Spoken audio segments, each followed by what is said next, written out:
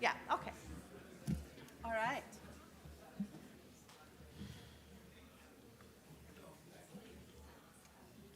Welcome, everybody. Nice to see so many of you here, and also a whole bunch of other people watching online, maybe tonight, or maybe tomorrow, or maybe 10 years from now. So hello to everybody.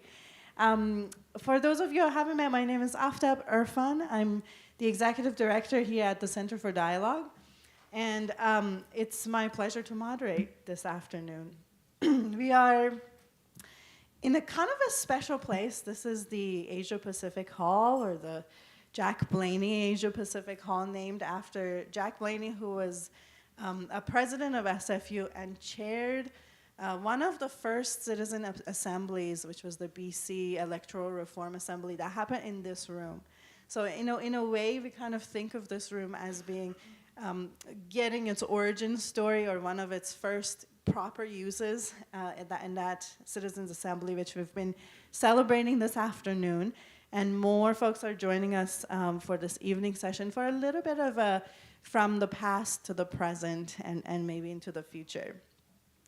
What we are broadly doing, and I'll go to my land acknowledgement in a bit, but what we have featured tonight is a little bit of the history of citizen assemblies, and then fairly quickly we're going to go into what I'm calling an assembly of assemblies, which are these folks in the middle of this room who have been participants or are participants in 3 modern-day current assemblies that we've been running through the Center for Dialogue. And we're going to have a discussion between the members of the assembly and just get a feeling of what an assembly looks like and feels like, and do a little bit of reflection on that. We had hoped that we would have Elder Jackie Gonzalez, who's been really involved with the Burnaby Community Assembly, join us this afternoon, this evening. And she was unable to come because of a family matter, but she sent some remarks for me to read at the beginning of this session. So Jackie Gonzalez is a Squamish elder, and she said, "I'd like to take this opportunity to welcome each and every one of you to this very special day. Welcome to our Squamish, Tsleil-Waututh, and Musqueam territory. It is such an honor to have each of you visit our traditional unceded lands. Our history is very rich with culture and traditions that faded for a short period of time due to colonial impacts. And our culture and traditions have reawakened to be shared with our people, which include each of you. The Burnaby collaboration with the communities was such a blessing and with such a positive impact on all. As part of the welcome and opening comments, I suggested that the newly formed planning committee keep in mind that traditionally major decisions recognize the impact on future generations, and to keep in mind the 7 generations that decisions will impact. The team did a great job with ensuring that all participants felt heard, safe, and their contributions were meaningful. What was amazing to witness was how vested community members became and the meaningful relationships that emerged. It was truly a remarkable time, and the collaboration ended with each group sharing, and we ended the sacred gathering in a blanketing ceremony, which Elder Jackie suggested and facilitated. I wish each of you a successful collaboration with one another, building strong, resilient communities vested in the future."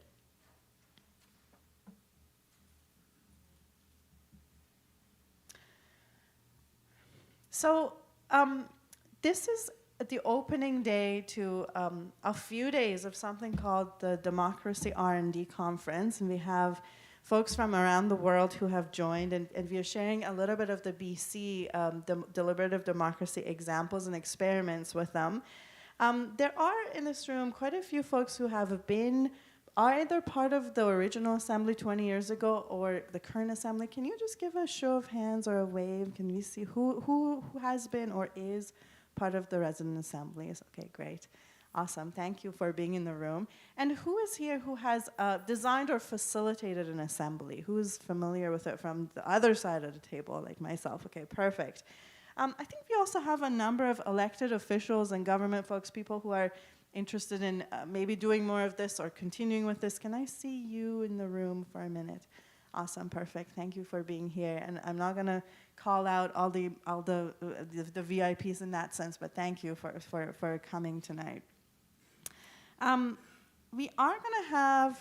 Are we gonna have a Slido somewhere on something? Okay, great. So we are gonna be, for the most part, in a conversation first starting up here. So I have three folks who are sort of old timers and champions of Citizen Assemblies. I'm gonna suggest that they are and see what happens. And so we'll start the conversation up here, and then we'll go to the Assembly of Assemblies, and then we'll finish back up here with some remarks from our panel. I'm going to guess that there's not going to be a lot of time for questions from the audience, but we do have a Slido that hopefully will go on the screen sometime soon. And if you have a question that you want to make sure gets asked, if you could please enter that into the Slido. What do I have to do for that to happen, Nicole? Okay, you're going to put it on there. Okay, perfect. And so we might take some questions towards the end. I think I'm going to go without further ado to our panel starting up here. So I'm going to introduce the three of them, and then I have just one question for each of you. And if we can keep it kind of speedy here, then we'll have more time towards the end to actually have a discussion. So we have with us Andrea Reimer, who's principal of Tawa Strategy, who has been a strong public voice in Vancouver for over 2 decades. She started out as a community organizer, was elected to the Vancouver School Board, and then served 3 terms on Vancouver City Council. She now consults and teaches broadly on the themes of building power literacy, including at UBC and here at SFU. Thanks, Andrea, for coming. Geoff Plant is a lawyer based in Vancouver. He was a member of the BC Legislative Assembly for a decade and served as Attorney General and Minister responsible for treaty negotiations. He was also the minister responsible for the Citizens Assembly on Electoral Reform 20 years ago. This is what we've been celebrating this afternoon. And since leaving politics, Geoff has served on many, many, many boards. I'm not going to name them, and was appointed to the Order of British Columbia in 2022. Thanks, Geoff, for being here. And then Peter MacLeod, who's the founder and principal of Mass LBP and one of Canada's leading experts in public engagement and deliberative democracy. His firm has popularized the use of civic lotteries and citizen assemblies in Canada and internationally. Peter's an active board member, again, of many things, public speaker, and a lecturer at the University of Toronto. Thank you so much for coming and for having a much more broad role in organizing both today and this week's event. Peter, I'm going to start with you, knowing that you know all about citizens' assemblies. If you can describe what they are, because we have some folks in this room who know a ton about them, and then we probably also have folks who are brand new. So if you're going to explain it in an accessible way, I think maybe you could, yeah. Let's do it. All right. Well, first of all, let me just calibrate things. It's such a treat to be back here 20 years later in now Jack Blaney, chair of the Assembly, Asia Pacific Hall. I've been thinking about that old saw, the person who became seemingly an overnight success. It only took 20 years. And so what we're celebrating here is something that I think to the rest of the world looks a little bit like an overnight success. But I know that I'm joined by many colleagues from around the world and here in BC that have been working very hard for 20 years just so that we could have a moment like tonight. And I think we all suffer from the Canadian condition of not knowing our own stories so well. And it would be a great shame if we allowed this kind of rip in time that was the BC Citizens Assembly on Electoral Reform to just kind of recede into the myths and not appreciate how fundamentally radical it was. So yes, what was it? 160 people randomly selected from the various electoral districts across this fine province, impaneled in this room for the better part of 11 months. And we have to take a moment to appreciate how this challenges our sensibilities. Surely people are too busy. Surely they're not sophisticated enough to be able to understand a really complicated thing like electoral reform. Oh, and let's remember too, the public's far too polarized. They'll never find common ground. Oh, and besides that, when and if, should they do, the public's not going to support it. The BC Citizens Assembly is so important because it broke through each of these myths and showed us that there is lying dormant in this state, in our society, this massive sense that we need to tap into, that the biggest problem around democracy is that we face not a problem of scarcity, not a problem of apathy, a problem of abundance, that we don't do enough to tap in to the good sense of the people around us and share out the larger, most vexing problems that we face. So when the Citizens Assembly concluded unanimously to propose single transferable vote to the province, what did it do? I want to suggest tonight that it won. 58% of the population supported it. Canadians, tell me the last time we've voted 58% for anything. Of course, we didn't change the electoral system in BC. There was a supermajority that my colleague Geoff here can say a little bit more about. But what didn't change voting reform in British Columbia, I would suggest to you, went on to change the world. And so, what began here continued in Ireland, moved to France, Belgium, Brazil, Denmark, and countries beyond. And I'll end on this point. The 20 years after this rare moment, a strange alignment occurred in this province and in this room. There have been somewhere on the order of 1,000 other assemblies around the world that can trace their lineage back to where you're sitting tonight. And while you can't walk down the streets of Vancouver and ask people what do they think about some of the more recent citizens' assemblies, make no mistake, the legacy has continued in this country as well. There have been somewhere on the order of 60 assemblies. 500,000 Canadians have received a letter, an invitation to serve.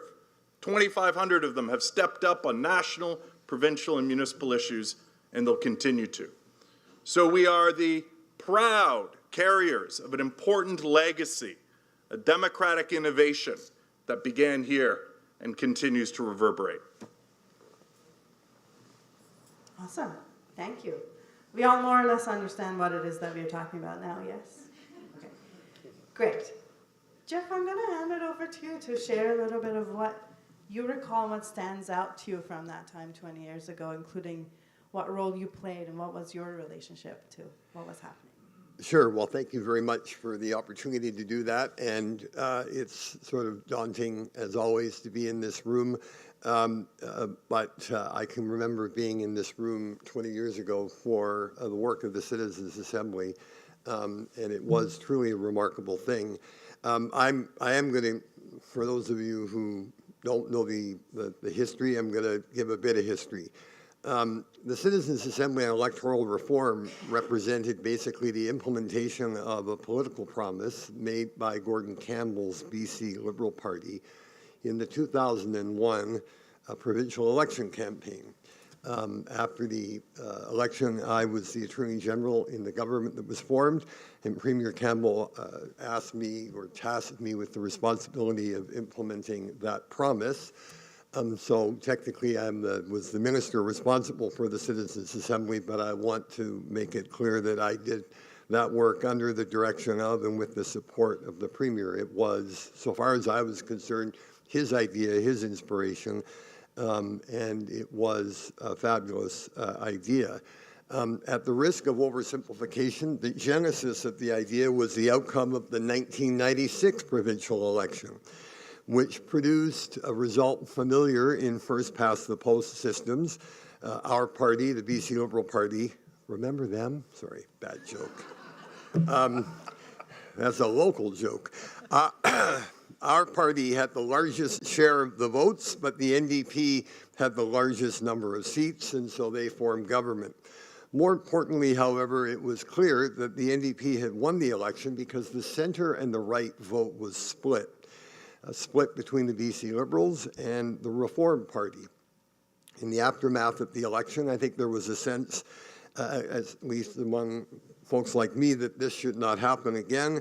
And I think it's fair to say that one of the consequences was that Gordon Campbell looked around for ways to expand his policy perspective to include issues that were of particular importance to Reform Party supporters, and electoral reform was one of those issues.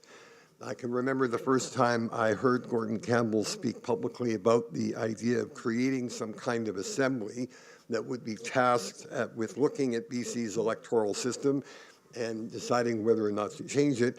It was a speech to a large audience. My memory is that it was in Prince George, and the response was immediately enthusiastic. So that became an item on the to-do list if we should succeed in the next election, and we did. There were at least 3 elements to the idea that was originally floated by Gordon Campbell. First was the recognition that there was a real appetite for a serious discussion about electoral reform, a problem that needed to be looked at, if not fixed. Second was the notion that political parties should not lead that discussion, for the simple reason that political parties tend to have a perspective on the issue which, not surprisingly, is often rooted in their own self-interest. So instead of having the usual political party policy process, why not borrow from the idea of constituent assemblies and ask a group of citizens to take responsibility for the issue?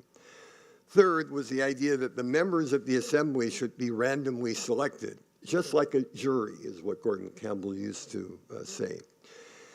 Now, I'm collapsing a lot of history here, but in the aftermath of the election, we decided we ought to ask a wise person to help flesh out the idea. Premier Campbell suggested Gordon Gibson, who was well known in BC as a former MLA and a longtime thinker and writer about public policy issues. He was perfect for the job. In the result, the report that he wrote and delivered on the structure and the mandate of the Assembly was substantially adopted. All of this has little bits of elements of taking the whole sort of really the responsibility for this outside the Premier's office and making it truly something that would be owned by others. We needed someone to take charge of the project. As you know, Premier Campbell suggested retired SFU President Jack Blaney. Jack, who became the chair of the Assembly, did a marvelous job. And in April 2003, the BC Legislative Assembly unanimously passed a motion to create the Assembly. I earlier mentioned the principle of random selection. In the result, Gordon Gibson recommended a process which blended a bit of randomness with elements that ensured that the members of the Assembly were people who were at least interested in electoral reform and willing to commit to a project that, as you've heard Peter say, would involve meetings over the course of almost a year. There were meetings around the province attended by people whose names had been selected, just like a jury, from the general pool of the citizenry. And as I recall, attendance at those meetings was not mandatory. But when you went to the meeting, there were people who, like Jack Blaney, who would explain the project, and then you were asked if you wanted to participate. And all those who said yes at the end of the meeting had their names put into a hat, so to speak, and 2 people were selected for each constituency. That produced 158 members, plus the chair. When all this work was done, Jack Blaney met with me to point out that while there had been Indigenous people in attendance at many of the meetings, no Indigenous person had been selected in the random draws. He thought, and I agreed, that this was an unfortunate omission. So at his suggestion, a supplementary process was instituted. Basically, we went back to identify all the Indigenous folks who had self-identified in all of the other meetings, asked if they were still interested, and then randomly selected 2 of them. So the principle of perfect randomness gave way to what I think might be better called a hybrid model consisting of 161 members. As you know, in the result, the Assembly decided after a year of deliberations to reject the first past the post system and recommended instead a single transferable vote model. We had committed that the result of the Assembly's work would be put to the province in a referendum. For reasons of timing and expense, we decided that the referendum question would be included in the ballot in the 2005 general election. One question which had not been part of the original election process was the question of threshold. I can tell you that this was a subject of considerable discussion inside the BC Liberal caucus. You will not be surprised when I tell you that there were some members of that caucus who pointed out that the current system was in fact working quite well for them, since it had produced a 77-2 legislative outcome in 2001. Why would we kill the system that had got us so successfully into office? Luckily, there were other voices. But I was concerned to make sure that the referendum result would represent the view of the province across its regions.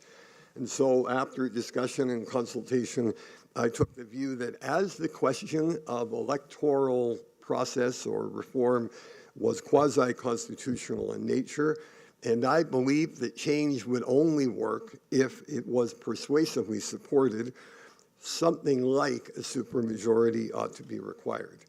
Instead of a 75% supermajority, we opted for 60% and a requirement that there be majority support in 60% of the ridings.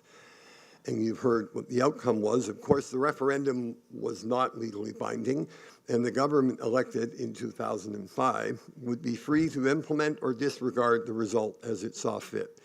And in the result, there was a majority in support of the Assembly's recommendation, but the outcome did not reach the required 60% threshold. At that point, my part in the story ended. I stopped being an elected member of government and went on to do other things. I was actually remembering that the other day. On the day of the 2005 election, I went and played golf by myself, and I had this feeling over the course of the day of this weight coming off. It was great. But after the election, recognizing that a majority of BC voters had indeed voted for change, Premier Campbell promised a second referendum. So, in part, as Peter has said, the idea had a force that could not be ignored. Amazing. Thank you, Geoff. That was great for those of us who needed to catch up. And for those of you who didn't quite catch up, don't worry. We don't need to have learned this history play by play. We'll continue with our discussion. Andrea, I'm wondering if you want to bring it a little bit closer to the present. Of course, as a local elected, you had some interactions with assemblies, but what do you see as the relevant or usefulness of these kinds of models now? Yeah, thanks, Aftab, and thank you to Geoff and Peter. God, it's been like a walk through memory lane. We were talking about when we got here, like to imagine that was 20 years ago, remembering those days of walking in here and being like, who are these random people who would show up and want to talk about democracy on a weekend every month to see if they could get us a little bit further along in this process. I'm going to get to the answer to your question, Aftab, but it's going to be on a path that's a little bit controversial, so bear with me. So as you heard in the opening, in my intro, I was an elected official here in Vancouver for a number of years. In 2018, I decided not to run again after serving 4 terms in government. There are many complex reasons for that, but I think the short story is that Trump had been elected in the US, and I have this quite strong belief in democracy as something that could lift us up. And the fact that it could produce a Donald Trump really shattered my confidence in the whole foundation of my belief of this world that I'd put so much energy in to try and make things better for people. I applied for a fellowship to Harvard and was lucky to get it, especially lucky because I had not been to any university. I barely graduated from high school. So this idea that someone would give me a fellowship to Harvard seemed a bit fantastic in both the good and bad way at the time, but also I wanted to study democracy to understand what was happening, and Harvard has positives and negatives, but I would say if you want to study democracy, it's an excellent place to be. So I learned a few things there, some new, and some that also just provided a framework for why I had been so passionate about things like Citizens Assemblies and Electoral Reform and Campaign Finance Reform. So I wanted to share a few of those with you. The first is going to be the most controversial. I think Anne and I were talking out in the lobby and already got into a bit of a, oh, I'm not sure that's true. So here it is. We are not living in unprecedented times, at least as far as democracy goes. In fact, America has been deeply mired in division since shortly before the end of Washington's first term in office. So they made it through 3 years without division. And then went into a very fractured state. By the late 1700s, not even a decade after winning independence, political violence was commonplace in legislatures, in the streets, and even Congress itself. In the 1800 presidential election, you had armed militias attached to both sides, ready to violently contest the election outcome if their side didn't win. Sound familiar? Except we only have one on one side right now, so we're probably even doing a little better. Luckily, an exceptional politician, Thomas Jefferson, happened to win that election after about 7 months of ballot counting, and he was able to inspire people to a higher calling of democracy. But the story doesn't end there. That was just a brief moment of negotiated compromise as part of a cycle of endless attempts at compromise that would fall apart and descend into violence. There's complex reasons for those divisions, which I'm not going to get into here, but I will say that it was all fueled by unregulated newspapers, what we would consider pamphleteers who had little regard to the facts. Much of the language of those newspapers, when you read through them, is very similar to what you would read on a modern Twitter account of even a former president. Words like vile, mentally deranged, a direct quote that I pulled today from a newspaper from the 1860s, a threat to democracy. Then, as is the case now, there were endless charges of misinformation and calls to regulate the free press to save both people's lives and democracy. So this is not new, what we're going through. Ultimately, all of that culminated in the American Civil War. I know that may seem like I'm heading in a certain direction, but I'm not. Stick with me. It is an avoidable outcome.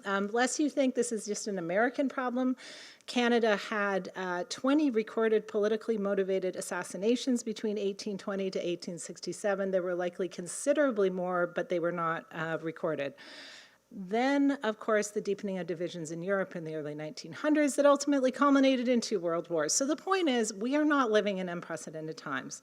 The current level of division we are experiencing may be unprecedented in our lifetimes because most of us, in fact, I think all of us, grew up in the liberal consensus that happened after the end of that Second World War, but it's not at all unprecedented. So that was all the bad news about what I wanted to say. The good news, it turns out democracy is pretty well designed.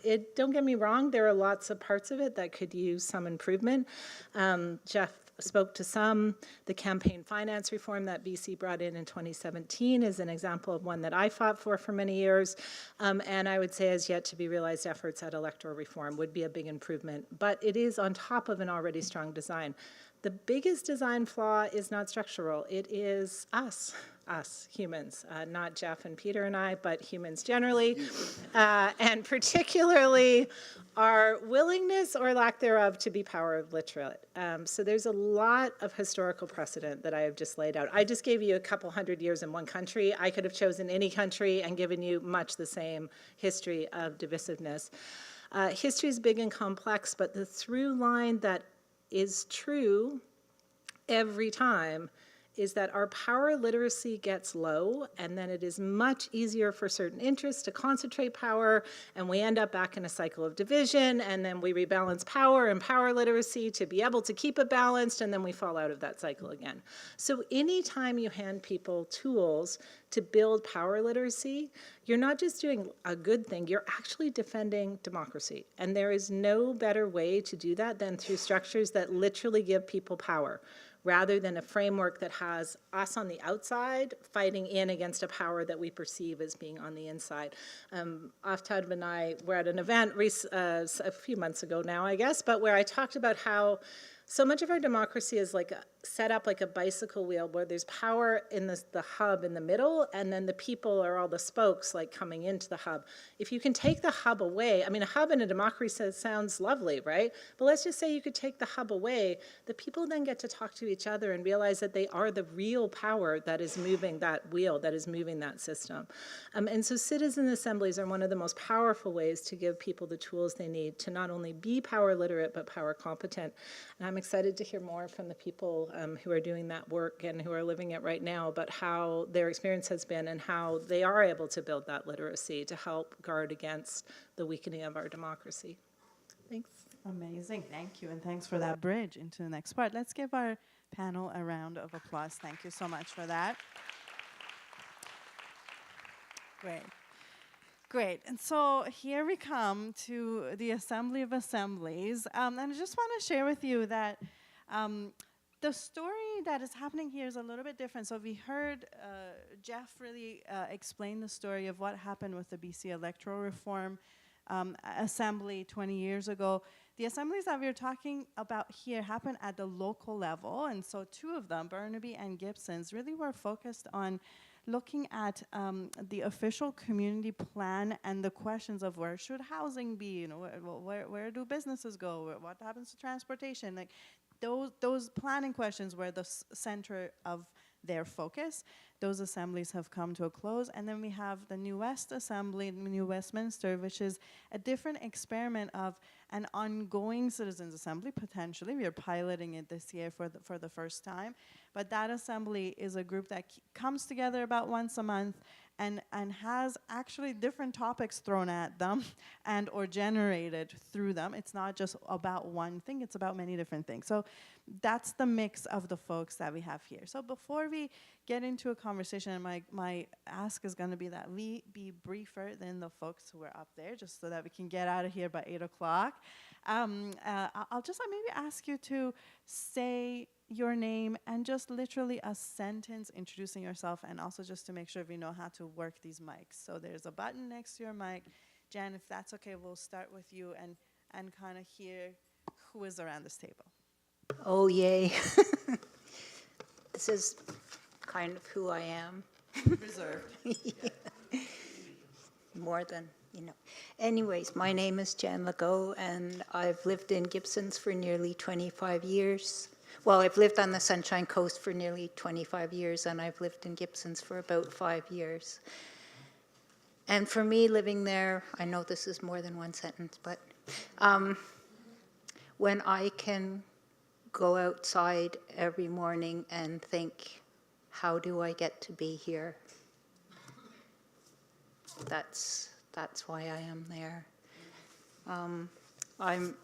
I'm an artist, and I work in collaboration with the queer community on queer-related issues in public spaces. Perfect. Thank you, Jen. Margaret. Okay, my name is Margaret Wanyeike. I'm from New Westminster, working with CAN, Community Action Network, which is under poverty reduction through the city of New Westminster. Yeah, I'm a person who have lived experience. Thank you. Amazing, thank you. Juno.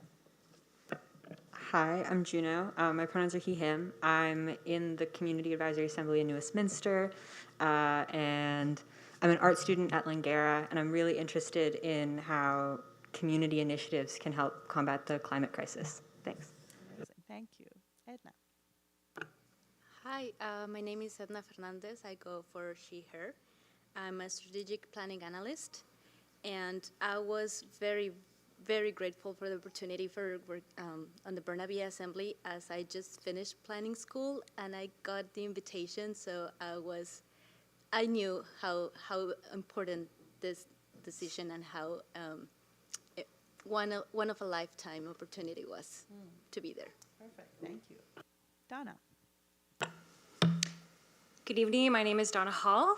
My pronouns are she, her, and I am grateful to call the unceded territory of the Squamish Nation home on today's map. Some people call that Gibsons, BC, and it's been an honor and a gift and a privilege to be part of the Residents' Assembly. Thank you. Perfect, thank you. Dave. Hi, my name's Dave Seaweed. I am also honored to be here today on the unceded traditional territories of the Coast Salish people. I retired last August after being the Indigenous Coordinator at Douglas College for 24 years and board member for 8. Thanks. Thank you. Charlie? Thanks. Hi, I'm Charlie Yao. I'm humbled to be here and had the opportunity to participate in the Burnaby Community Assembly. My pronouns are he, him. I am an electrical engineer who's working in a startup that we're aiming to deliver about 40% increase to energy efficiency compared to our competitors, I suppose. Perfect. Thank you. Evelyn? Hello, my name is Avalon Findley, they, them. I'm frequently an environmental activist, and I've been working low-wage, blue-collar type jobs since I graduated into the recession. Thank you, Evelyn. Trevor? Hello, my name is Trevor Johnson. I'm from Gibsons, and I am a garbage man. So, Thanks, Trevor. Awesome. Bob? My name is Bob Petrusa. I'm from New Westminster. I've lived there about 37 years. I am an immigrant, believe it or not, from south of where that lady was talking about, south of the 49th. But I'm pleased to be here, and I'm happy to be a Canadian as well. I'm a retired carpenter. Been retired for about 10 years. I've been very active in the community, environmentally interested in lots of projects, and I am a beekeeper. Awesome. That's more or less what the assemblies look like, right? Like this is the kind of the texture of the different types of diversity that we see around the table. We also have Craig here, who apparently was part of the assembly 20 years ago and used to sit in that seat or in one of these seats. So he's our honorary additional guest at this table. Great. So I have a question that I'm going to pose 5 questions total. To each of them go to 2 of you, who I think are closest to having interesting answers to them. And then if there's time, we're going to open it a little bit and see if there's some other pieces that want to come in. Okay. So I'm going to start with this question for Margaret and Bob. And the question is, so one of the nice things about the assembly is some folks are brand new to municipal affairs or to whatever issue that we're talking about. Others have actually been involved for a long time, and both Bob and Margaret in some way are part of that group of folks. They have been to a lot of council meetings, they've been to consultations. The question is, how was your experience on the assembly different or similar to other forms of participation? What was different and kind of what made the difference? If we can start with you, Margaret. I can just start with the similarities that it has really helped because it's all the similar, like advocating on behalf of the community. And also it opens the doors for the growth, building strength and skills. Also it helps in building trust in the community through learning what they offer and help in community engagement. It also helps to foster neighborhood.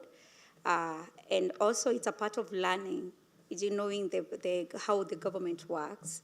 And also it helps in building confidence. That is the similarity of the work that I've been doing and also the work of the assembly. But when you come into the differences, I can just say that the concept is different. Is that the participants are very diverse in social standing. That because we have been having parents, we have been having the single parents, youth, seniors, wealth and poor, professionals and students, etc. And also, it is also diverse in economic standing, some wealthy and some have restricted income. Also, the subjects we discuss are not limited to the poverty or homelessness that I've been into participating in other platforms, like other civic engagement I have been on.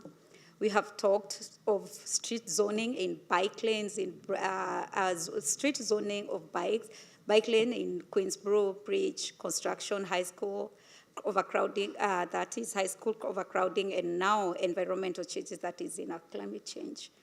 There is a transparency and accountability, which illustrates how assemblies should foster a community where trust is paramount, guiding us through thick and thin with integrity and clarity, of which we do not experience that when we come to the other council meeting. it has given even the time, because the time that we have been in together, we have grown together. And also, I can just say it's a fun thing, because we gain from others. Like the way that Bob is talking about, he's a beekeeping. He also helped us in learning about the beekeeping. So we can just say that we have built the trust in this, and we are growing together in this. So I can just say there is a bit differences with the some sitting that I've been in, even in the platform, because we are just talking a lot, and we are helping us. It's really helping us even to build our skills and some strategies that we're just trying to come in. So as a lived experience person, that I can say that it's helped me to know where I am going, because it's a part of healing. That is what I can say. It's amazing, it's fun, and a lot. So if I can just talk, I can just talk more of which the assembly have really helped me as a mother, which have been being able to be a part and parcel to some of the activities, like there are some of us in the community assembly that they are learning in them. We invite each other in whatever, we are just supporting each other. If I'm having this because I am a lot in the racism in school, when I just say that I have this that is the activity that I'm learning in schools, they always be there for me. So I can just say that it's become a friendship that will never go away.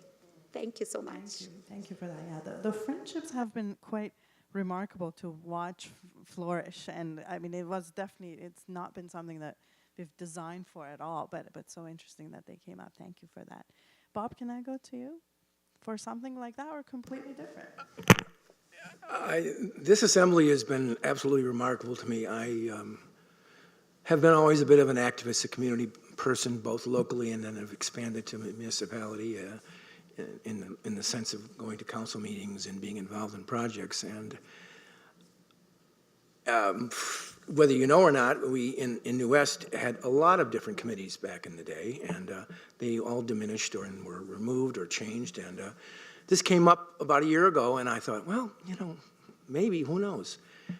And this has been one of the most remarkable community building events I've ever been a part of, because we're building a family. And what's amazing is that we're 36 people, sat down, didn't know each other, young, old, of various strains of politics and beliefs, and we have gelled in a way that I can't put into words exactly. And I get goosebumps when I think about it, because you can't buy this, and it's hard to find. And yet we've had this opportunity to get to know each other.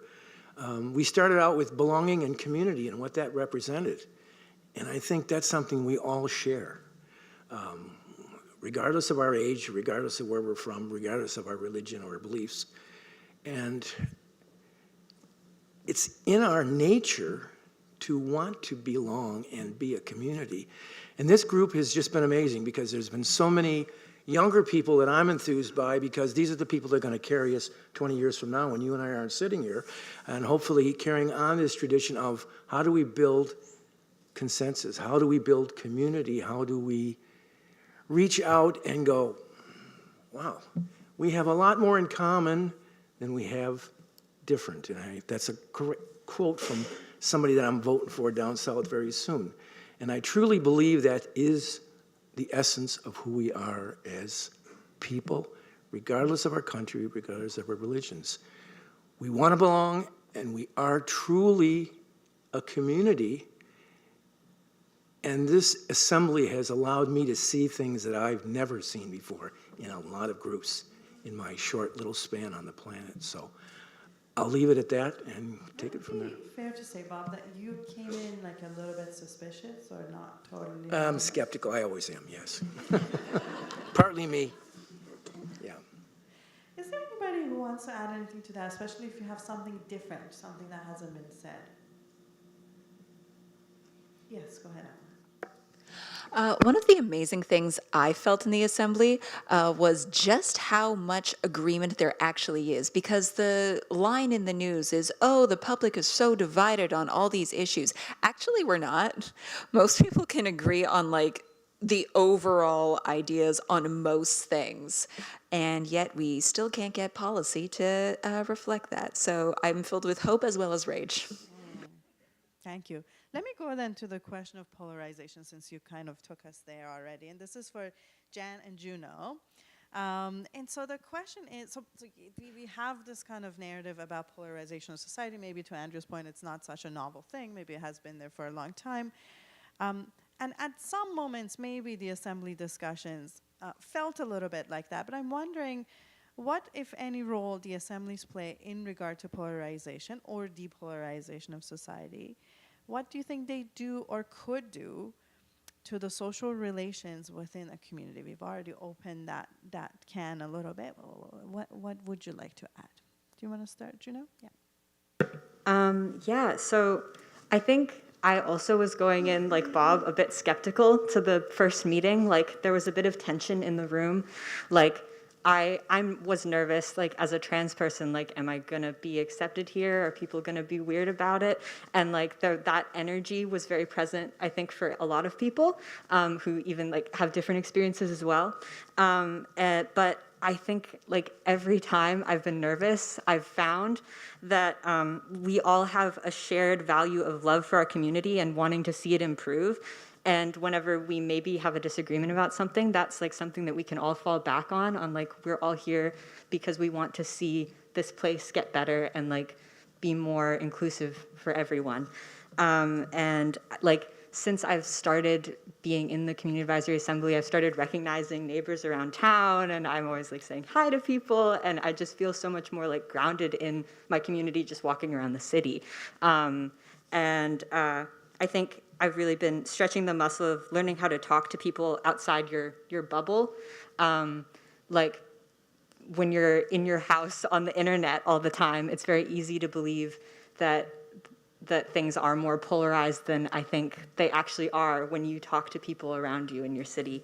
We all have these things in common just by nature of being in the same place. We face the same common challenges, and we want to connect with each other.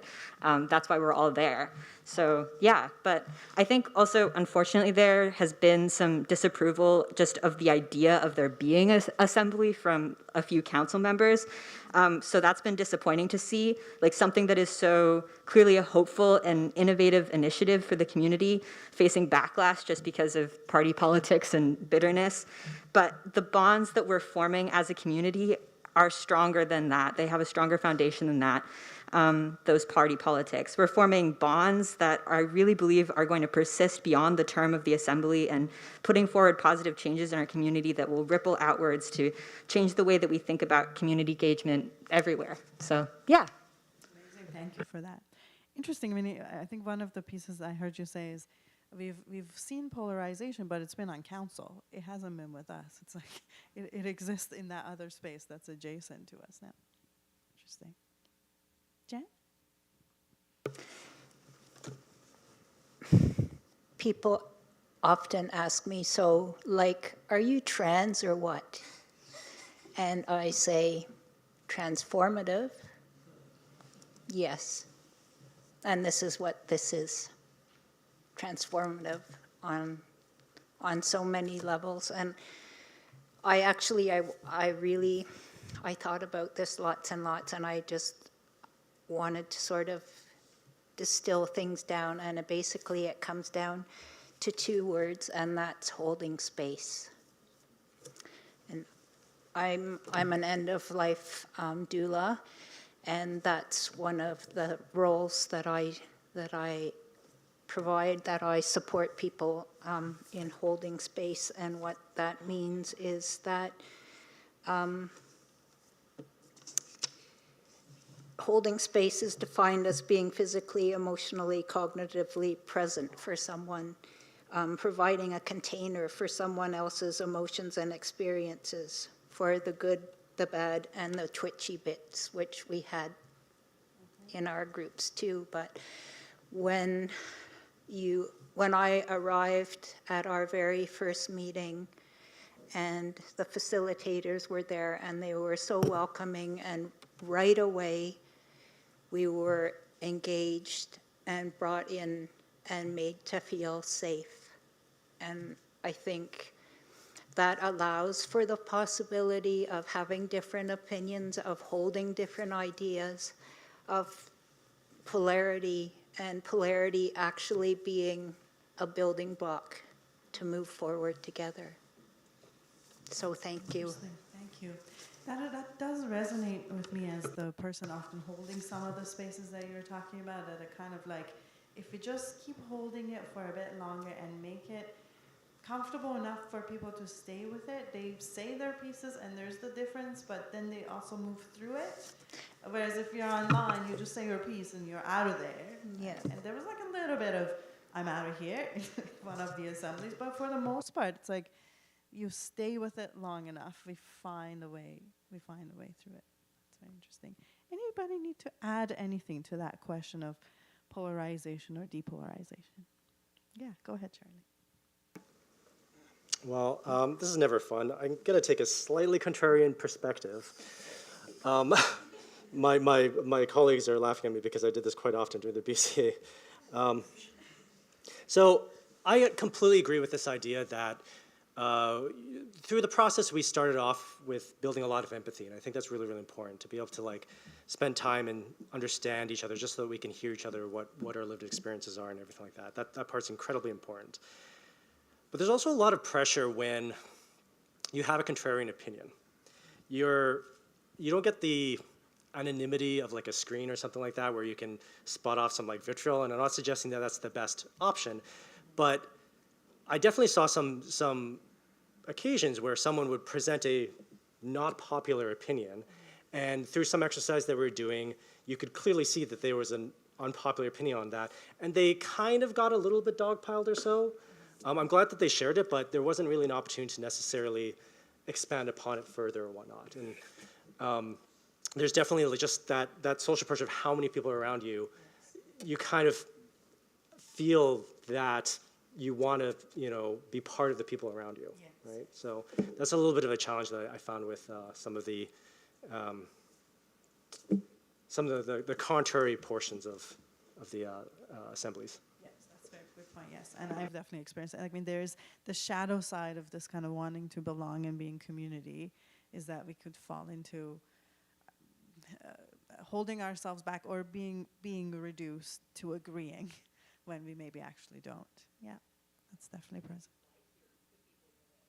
Yeah, especially when you like them. Great. Anything else to add to that question of polarization? Otherwise, I'm going to go to the next one, yeah? Maybe we can go back to you, Charlie, and talk about this question, which has to do with something that we struggle with when we're designing assemblies, which has to do with the range of different levels of technical knowledge, how much people know about the topic of whatever we are talking about. And so the question is, what do you make of the problem of expertise or lack of expertise on assemblies? What worked or didn't work for you in attempting to combine technical expertise and other forms of expertise? I'll go to Charlie and then I'll come to you, Donna. Thanks, Contrary opinions, welcome. Well, I think, thank you first on the positives. Echoing again what we've been speaking about, it's really great to have a lot of diverse experience. The randomization is great for bringing together a lot of people who don't necessarily get an opportunity to participate in a lot of these forums. To hear their stories, to hear their anecdotes, to hear their lived experiences is very, very important for everyone to feel they're participating and to represent a section of our society that potentially doesn't have an opportunity to follow a political path or influence people that way. The one thing that we do have to temper with, I think, is that at the end of the day, there's still stories and anecdotes, and we have to kind of temper our own biases towards that, because as humans, we just have this bias towards stories. We just love stories. Those are the things that really stand out to us. The people who are the best, ridiculously memorizing pi to 1 million digits or something like that. They create a story in their head for every number, little touch points. And if you ever read business textbooks, every single one is a cliche. They start off with this anecdote at the beginning to hook you. So I think part of it is the expertise that you want to bring in is the people who look at the overall data, look at the trends of all those stories, all those anecdotes, and be able to like distill that to be able to provide more of a data-based approach to things rather than just like, you know, the loudest voice in the room. I think with the assembly, it's tough to necessarily design for that, because part of the design is you're just getting random people, right? And you hopefully have like a good cross-section of like the population. And through part of what we were experiencing is that you would kind of teach people along the way of some of these topics that, you know, it's a bit condensed, but enough that they could potentially understand a little bit more in depth. But there's still certain limitations. It's really difficult to have a lot of, say, like interesting ideas bubbling to the surface, because if someone has an interesting idea, it's not necessarily the common understanding amongst all of us. We don't have a time to really like have a dialogue and digest like what that necessarily, the pros and cons of it is. And all of like the background necessary to maybe like understand that. So I think a lot of the people who are experts on this absolutely needed to start to review these ideas and how they can maybe like shape the policies that go forward. Yes. And if I'm correct, in the case of Burnaby, there was a kind of, you put forward these ideas and then there is a kind of a feasibility or some technical piece that comes after the recommendations, or how was this phased? I'm not sure if I'm the best to speak to that. So we've provided our recommendations. They've been given to council. Yeah. They're reviewing the technical feasibility of it right now, from what I understand. Mm-hmm. And then they will probably further comment on what they can or can't do going forward. But it's a little bit beyond our current scope. That's great. Thank you for describing that. Donna, your take on this?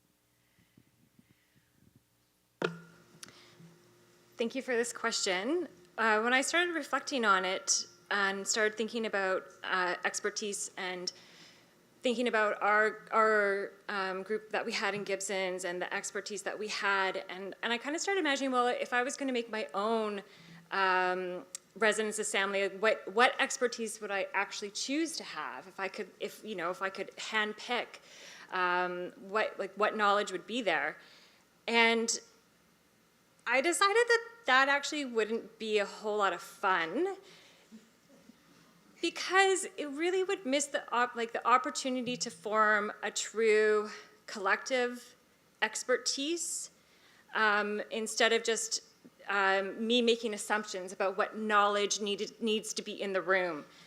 And so in our group, we had so much great lived experience, as you were mentioning there, Charlie, people bringing to the table.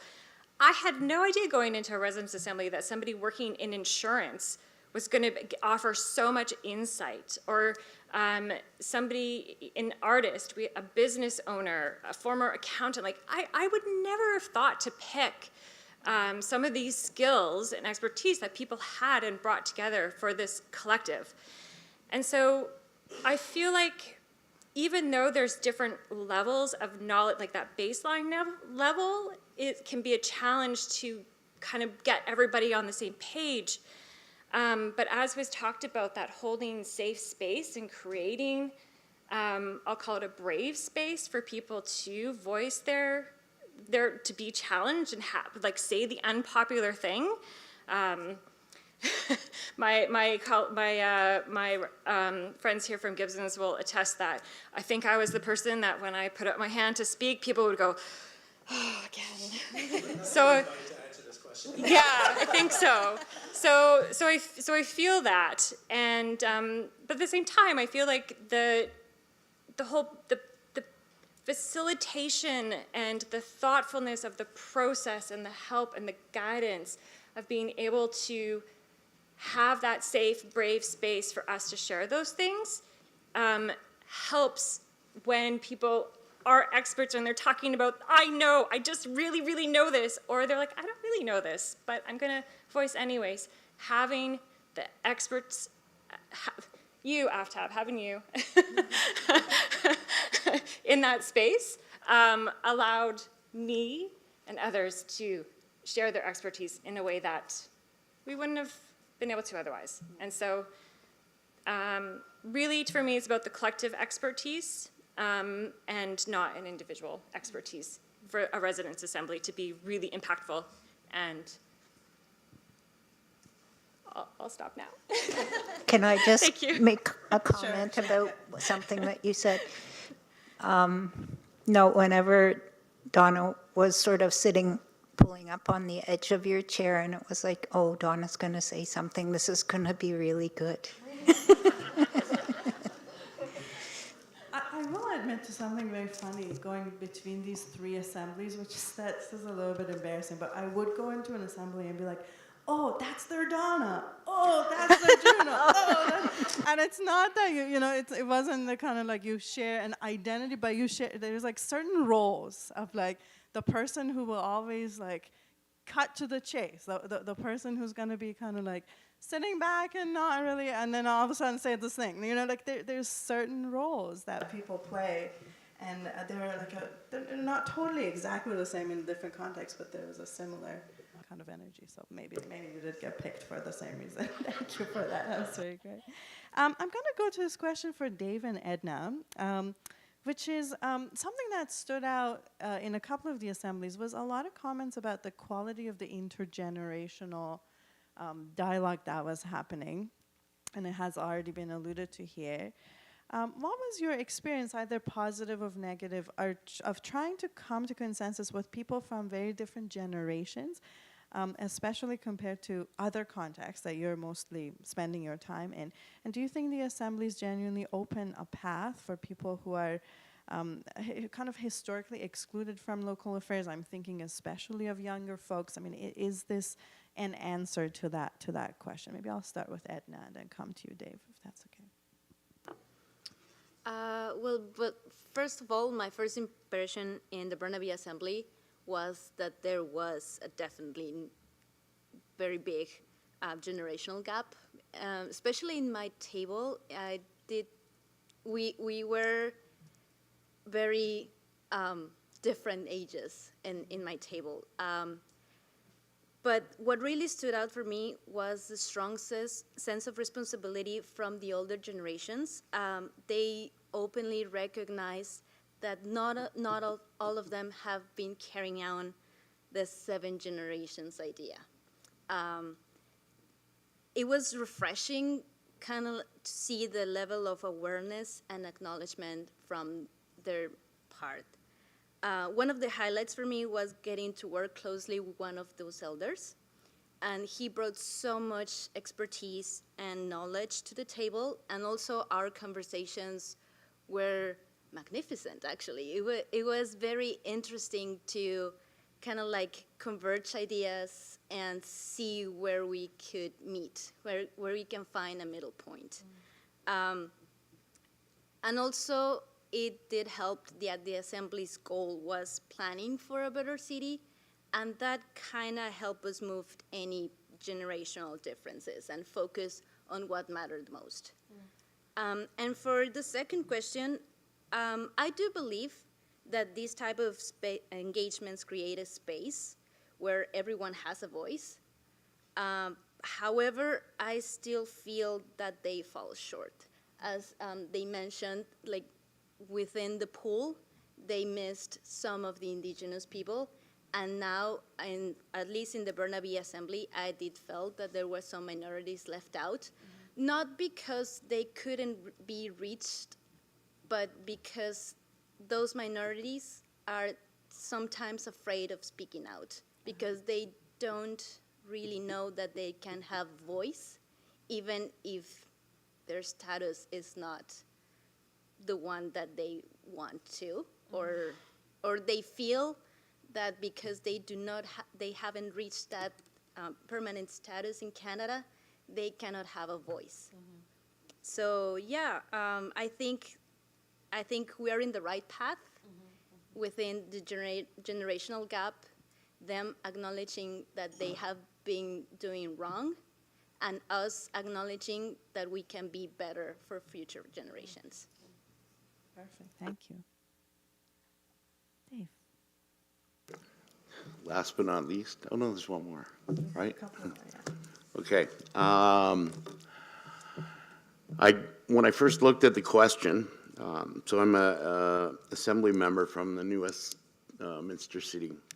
When I first looked at the question, it came out, the first word I saw was intergenerational. And as an Indigenous educator for 24 plus years, I look over the last 8 years of intergenerational, and I always add trauma to that. Because we've dealt with our students, our Indigenous students, murdered and missing Indigenous women, truth and reconciliation, our Two-Spirit folk trying to survive in the institution, and then the residential school findings. So I was clouded over for about a day and a half of just thinking of that, because what I feel like I bring to the Assembly is my Indigenous history and past, and then my educational experiences. So I just wanted to share that. As far as negatives go, one of the biggest disappointments that I feel is that we're only meeting 10 times in a year, right? We're being thrown together, and New West is a well-defined group of everybody. When we're thrown together, we only meet once a month, and then we don't meet July and August. There's just huge disconnect. We have very long meetings, 3.5, 4 hours. We get fed, woo, which is always good. But I feel like the time, I had a talk with the mayor before we started, and was talking about also the terms of reference of 1 year appointment as part of an assembly. So we get thrown in there, we get 10 meetings in a year, and then we're done. We're just starting to gel, maybe September, October, November, and then it's over. So that concerns me a lot. I think maybe even going to 2 years would be a great thing. So a funny story, when our first meeting happened, it was at the Animal Center in New Westminster, and it was the first day of snow. And we all know how people drive in the snow. So probably half of our 36 members were able to show up. The food didn't show up. Thankfully, the organizers threw it together, went across the street to get us pizza or something, and the food never showed up. They were caught in snow somewhere, traffic. So that was amusing to us. But I was excited. The first two people I met were our more mature, I call them more mature, because Bob says I can't call them old. So Bob and Ann, and I love these folks. And they shared their experiences in New West, just sitting at our table. I was also honored to know that we had a couple council show up to the first meeting. They haven't come to any others, and we don't want them there. But our, Mayor Johnson was there, Nadine Nakagawa was there, just introducing, making us feel welcome as part of that group. And it's one of the things that I see in the New Westminster area with regards to politicians, so to speak, is they're open to discussion. They're willing to hear our voice, for the most part, sometimes not, like the experience we had at City Hall, and they're approachable, right? My mayor was the first person I saw when I came in, and we had a little chat. So I feel listened to as a member of my assembly. Meet in each community. But the other thing is, the beauty of our group is we are covered. We have Queensborough, we have Sapperton, we have Uptown, we have Downtown, we have more mature folks, we have younger folks, LGBT, Indigenous, different immigrants. We've got a little bit of everything, bringing their professionalism and their history and experience with them. So it's more exciting to learn from people and meet the people. And pretty much that's, I guess, all I have. But I'm enjoying my time.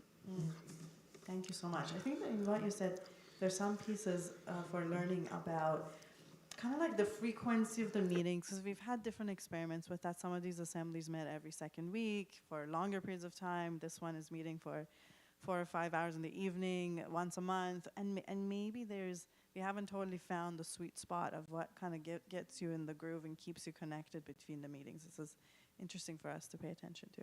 I'm going to go to the last question and then maybe have a few minutes back with the panel up there. And this one is for Avalon and Trevor. And it's about the question of political influence. This definitely was an issue at the beginning of just about all the assemblies. We are not going to have any influence. Like, there was a lot of suspicion about that.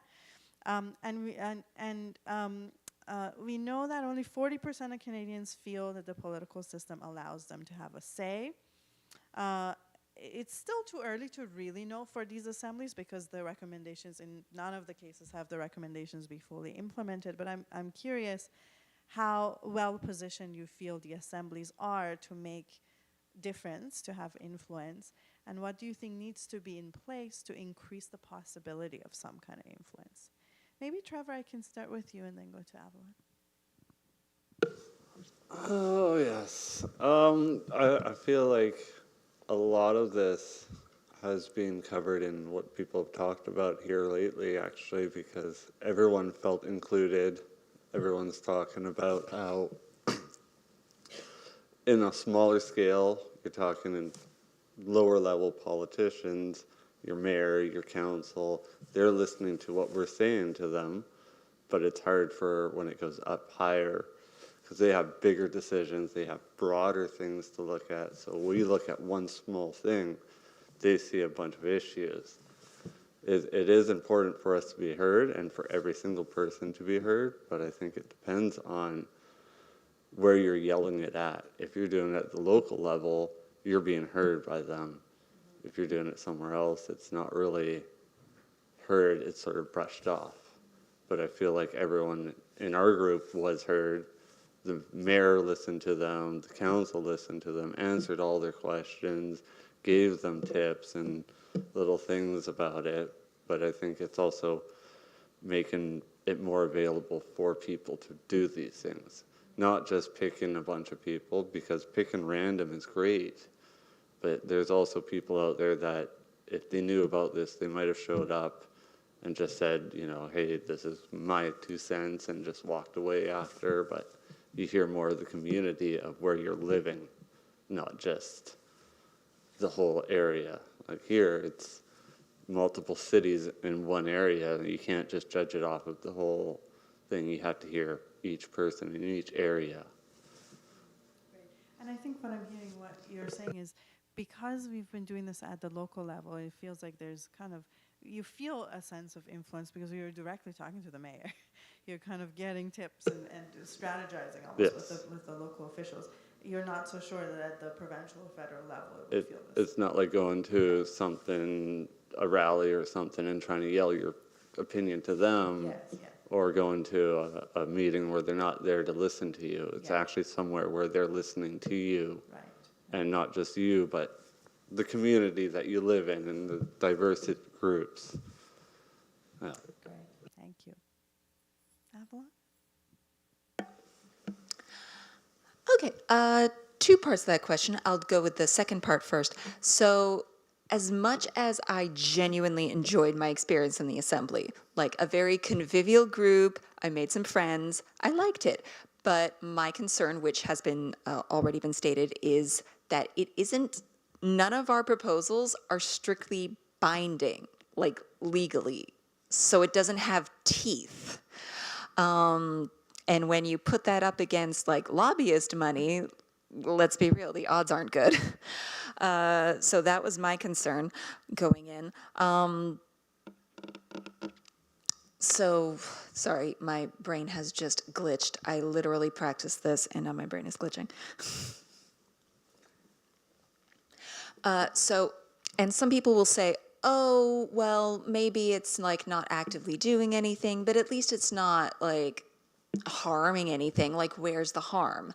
As much as it has the possibility to do good, especially on more local levels, there is an unfortunate possibility that it could actually do some harm by way of redirecting activist energies down basically a dead-end street. And also possibly by like distracting the public by giving the illusion that things are being done and being changed when actually no policy is being changed, basically mollifying people. So that's a concern that I have, and much as everyone facilitating the actual process has been wonderful, that's still a concern about like the structure of the thing because it doesn't have teeth. Now the first part of the question was only 40% of Canadians feel that they're actually being represented in government, meaning 60% feel that they're not. And at the risk of sounding flippant, that's just true. That's just true. Let's be real. And so the only way to make people actually feel like they're being represented is, again, to sound flippant, to actually represent them. So some ways that we could do that, I thought of like about 3 ways. So the first, like most basic, easy reader thing that we could do would be ranked choice voting. It's still like representative democracy, not direct, so there's still that layer of separation, but in places where that's been implemented, the policies that the politicians then make tend to be much more in line with what actual voters want. So, you know, that'd still be good. Some intermediate options include heavy use of referendums when there is a particular item that the public has a very across-the-board opinion about and has done for a lot of years, and yet we can't get any policy about it. An obvious example would be green energy infrastructure. We all want it. Even very conservative people want it, and yet we can't get it done. That would be, this would be an excellent place to use something like a referendum that's actually legally binding, that actually has some teeth.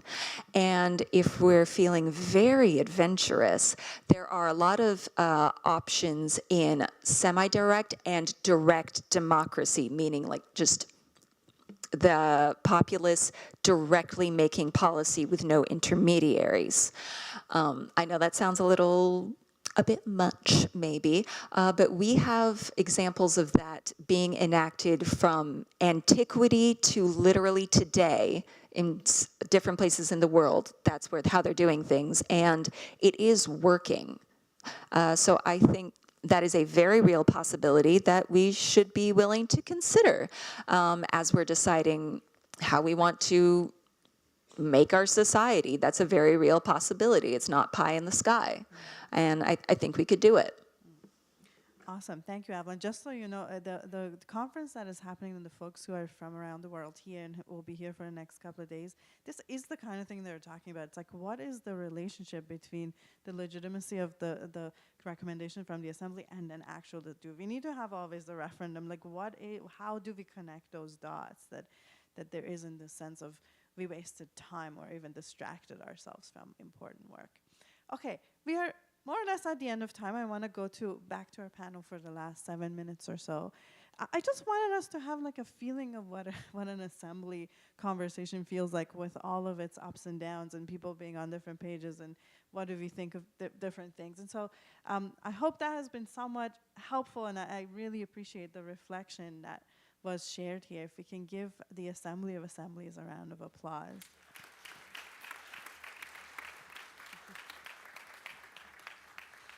And I think I'm just going to come back to any of the 3 of you for something that stood out to you or something that you would like to comment on before we close the night.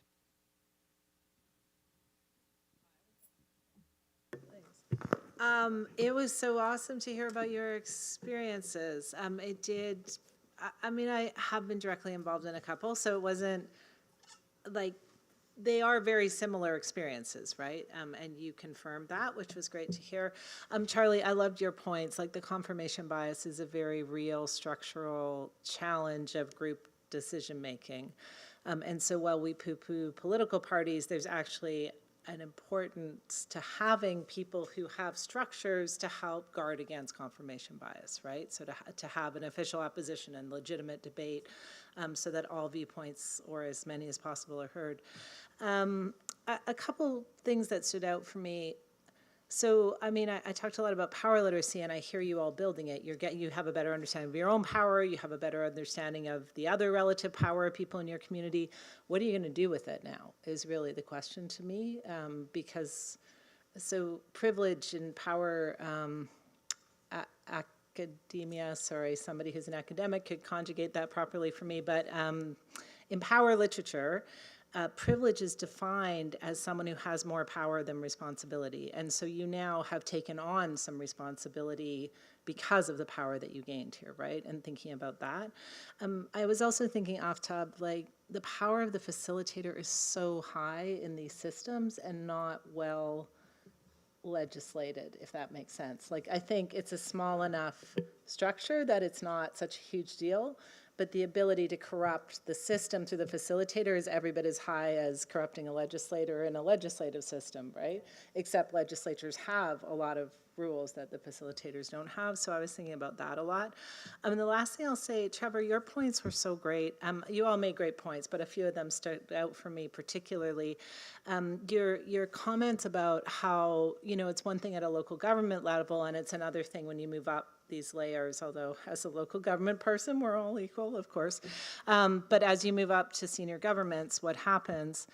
I would actually almost argue it's even more than important because senior legislators are farther from the community. It's even more important that the community is somehow brought to them through these processes, right? So maybe that's some space to move into. I was particularly thinking, I sit on the TransLink board, so I was thinking about the question of how one funds transit. This is such a great opportunity for a Citizens Assembly to have a larger dialogue about it because the people at senior governments don't have that connection to the people that are actually taking transit, not just here in the Lower Mainland, but across the province and different things. So maybe there's some opportunities there. Well, thank you for all those amazing insights, and certainly got me thinking. In particular, I was thinking about something that I've been thinking about personally for a while, which is the difference between talking and listening. And it may be that this is partly reflective of my experience in one of the more senior levels of government, because traditionally municipal governments have no choice but to spend some time listening to citizens. Provincial governments, federal governments don't necessarily have the same obligation. So my recollection of my experience in the legislature for 9 years was mostly about me talking and being terribly persuasive, I should say, but not so much about me listening. And personally, I'm trying to figure out how I can become a better listener. And the processes that you are all part of are just hardwired into them, that you have to spend some time actually listening. And that, I think, is a powerfully good thing. So I'm glad to have had a chance to think some more about that. I do think there are important kind of high-level structural questions about citizens' assemblies and the kinds of questions that they are better suited for, and that there are some that maybe they're better suited for than others. That idea of expertise, I think, plays a role here. I was sort of tempted glibly to say, if you need a ton of real subject matter expertise to wrap your heads around something, then maybe that's not a good thing for a Citizens Assembly to be dealing with. I'm kind of glad that the Federal Reserve is not a Citizens Assembly, that there are economists who sit around the table. But on the other hand, I think questions of self-determination, about how we are to be governed, questions about what our neighborhoods should look like, it's enormously questions that can be and ought to be investigated and talked about by people in Citizens Assemblies. So there's that thought. And I guess I was a bit, well, I'm going to think some more about it. It is a risk that these processes could become ways for politicians to park problems rather than solve them. And I would just say, let's not let that happen.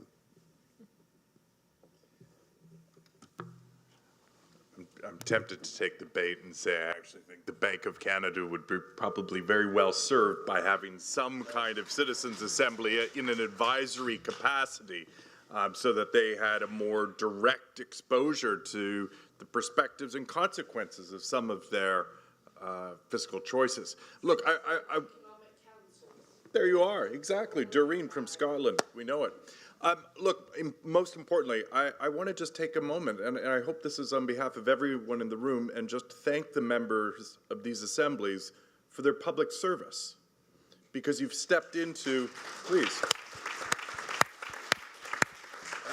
you've stepped into a really important role, and maybe it's because I'm here in Vancouver, I'm thinking about William Gibson's great line about the future already being here, it's just not evenly distributed.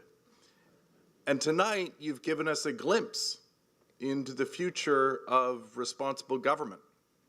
And to pick up, some of Andrea's challenge that I think we have to be very mindful of around political conflict as sort of being the background to so much of our democratic lives.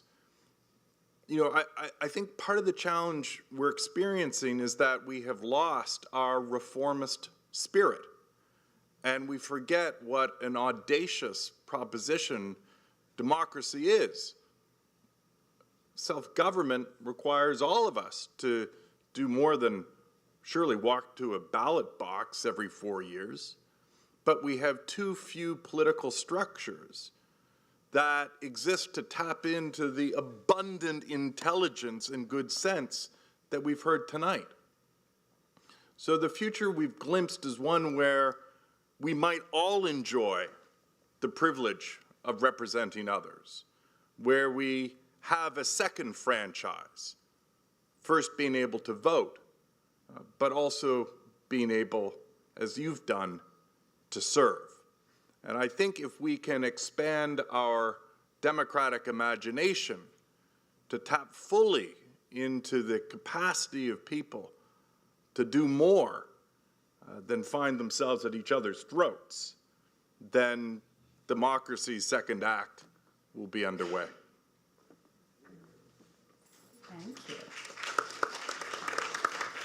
We're at 8 o'clock, so I'm going to let you go. Thank you so much for all the ways that you participated and witnessed what was happening here. I just want to say to the assembly members, all of you in the room, earlier in the afternoon, Shani, who was on the assembly 20 years ago on the BC Assembly, shared that you didn't quite say it like this, Shani, but it was something like the best is yet to come. Like it's right after the assembly is finished that a lot of the real stuff happens. And she shared some of the examples of how as volunteers people continue to work together and how their relationships continue, and almost like the power that people were able to find in terms of understanding the system and how it works. That's the thing that carries forward. So I'm going to encourage you to talk with Shoni or some of the other folks who are 20 years out, if you're thinking about what happens next and what comes of what you have built here. But thank you so much for sharing it with us tonight. I'm not going to remember all of the organizers for today, but I just want to recognize Nicole, who's been sort of in the background of everything with the Center for Dialogue, and today was really came together because of what you put into it. So thank you so much.